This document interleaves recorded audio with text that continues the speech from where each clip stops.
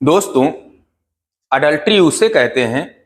जब एक विवाहित व्यक्ति आपसी सहमति से किसी ऐसे व्यक्ति के साथ यौन संबंध बनाता है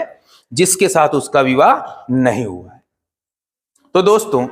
इस वीडियो में हम बात करेंगे कि यदि कोई पति या पत्नी विवाह से बाहर किसी पराये व्यक्ति के साथ यौन संबंध बनाते हैं तो क्या उन्हें कानूनन दंडित किया जा सकता है।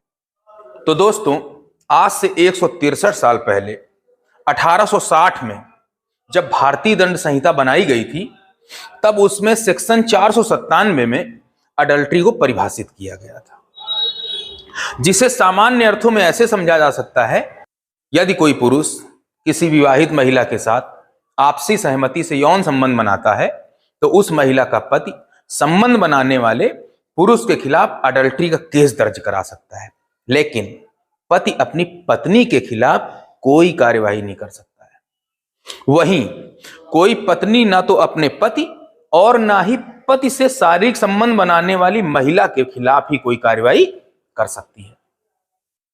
इससे साफ है कि यदि कोई व्यक्ति किसी की पत्नी के साथ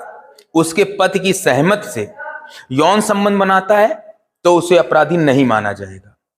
और यदि पत्नी के ऐसे यौन संबंध में पति की सहमति नहीं है तो पति द्वारा कानूनी कार्यवाही सिर्फ पत्नी के साथ संबंध बनाने वाले पुरुष पर ही की जा सकती है। कानून में पत्नी को अडल्ट्री का दोषी नहीं माना जाता है, इसलिए पत्नी को दंडित भी नहीं कराया जा सकता है। अदालतों में भारतीय दंड संहिता के सेक्शन 497 की संवैधानिकता के बारे में कई बार इस आधार पर प्रश्न किए गए हैं कि इस सेक्शन में अडल्ट्री के लिए विवाहित महिला को अपराधी न मानना और सिर्फ पुरुष को ही अडल्ट्री का अपराधी मानना, क्या यह भारतीय संविधान के समानता के अधिकारों का उल्लंघन नहीं है? जबकि हमारे संविधान में लिंग के आधार पर, यानी कि स्त्री और पुरुष के आधार पर भेदभाव करने की मनाही है। दूसरा, इस सेक्शन के अंतर्गत यदि पति किसी अविवाहित महिला के साथ संबंध बनाता है तो पत्नी को अपने पति को दंडित कराने के लिए कोई अधिकार प्रदान नहीं किया गया है। तीसरा, यदि पति किसी विवाहित महिला के साथ संबंध बनाता है तो पत्नी को अपने पति को दंडित कराने का कोई अधिकार क्यों नहीं दिया गया है। और चौथा, पत्नी को पति के साथ यौन संबंध बनाने वाली महिला को भी दंडित कराने का कोई अधिकार क्यों नहीं प्रदान किया गया है। कहने का तात्पर्य है कि यदि पत्नी आपसी सहमति से किसी पुरुष के साथ यौन संबंध बनाती है और उसके यौन संबंध को यदि उसका पति स्वीकार कर लेता है तो ये संबंध अपराध नहीं माने जाते हैं, और यदि पति अपनी पत्नी के किसी पुरुष के साथ यौन संबंधों को स्वीकार नहीं करता है तो ये अपराध बन जाते हैं। ऐसे में पति को सिर्फ पुरुष को ही अडल्ट्री के लिए दंडित कराने का अधिकार है, लेकिन वो अपनी पत्नी को दंडित नहीं करा सकता है। वह भी तब जब उसकी पत्नी ने पराये पुरुष के साथ यौन संबंध आपसी सहमति से बनाए थे। दूसरी ओर, इसी सेक्शन में यदि पति किसी विवाहित या अविवाहित महिला के साथ आपसी सहमति से यौन संबंध बनाता है तो उसकी पत्नी को अपने पति के साथ यौन संबंध बनाने वाली महिला को दंडित कराने का कोई भी अधिकार प्रदान नहीं किया गया है। आपने देखा कि सेक्शन 497 में पति तो पत्नी के साथ यौन संबंध बनाने वाले पुरुष को दंडित करा सकता है, लेकिन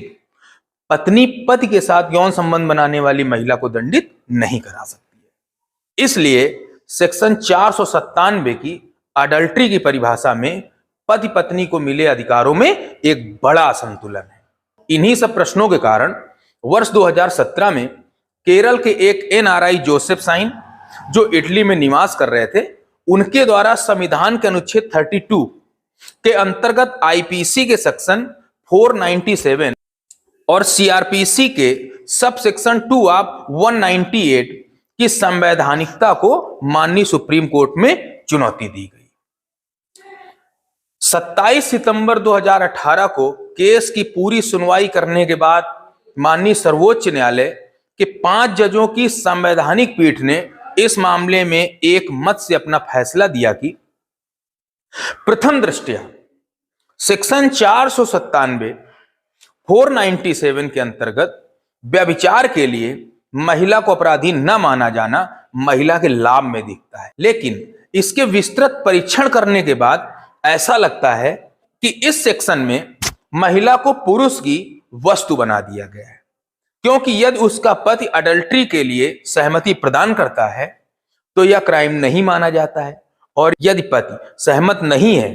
तो यह क्राइम हो जाता है। माननीय अदालत ने कहा कि पत्नियां पति की संपत्ति नहीं है और पति उनके स्वामी नहीं है। माननीय अदालत ने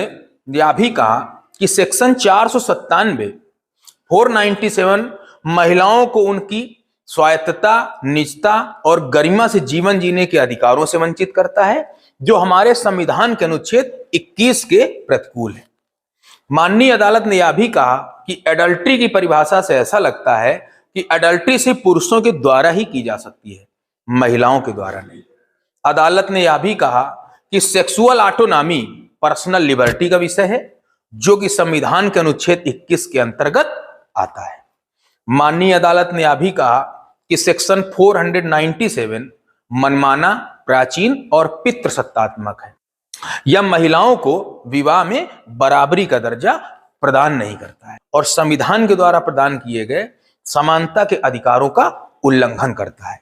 इस कारण इसे संविधान के अनुच्छेद 14, 15 और 21 का उल्लंघन करने वाला बताते हुए माननीय सुप्रीम कोर्ट ने सेक्शन 497 को असंवैधानिक घोषित कर दिया है।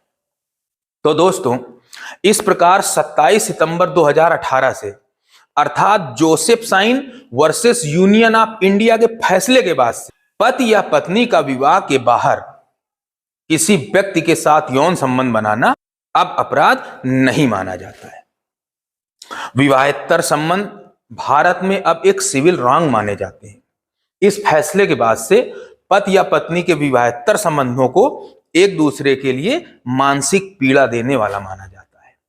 क्योंकि विवाह की कानूनी हैसियत एक कॉन्ट्रैक्ट की है। इसलिए ऐसे विवाहेतर संबंध उनके बीच तलाक का एक बहुत बड़ा कारण, एक बहुत बड़ा आधार बन सकते हैं, क्योंकि पति या पत्नी के विवाहेतर यौन संबंध अब अपराध नहीं रह गए हैं। इसलिए दोस्तों, पति या पत्नी किसी पराये व्यक्ति के साथ आपसी सहमति से यदि यौन संबंध बनाते हैं तो पति या पत्नी दोनों में से कोई भी एक दूसरे को कानूनन दंडित नहीं करा सकता है। विवाहेतर संबंधों के कारण वे एक दूसरे से तलाक जरूर ले सकते हैं, लेकिन वो एक दूसरे को दंडित नहीं करा सकते। इसी के साथ माननीय सुप्रीम कोर्ट ने सीआरपीसी के सेक्शन 198 के सब सेक्शन 2 को उस हद तक असंवैधानिक घोषित कर दिया है जहां तक यह आईपीसी के सेक्शन 497 के लिए एप्लीकेबल होता है। नमस्कार।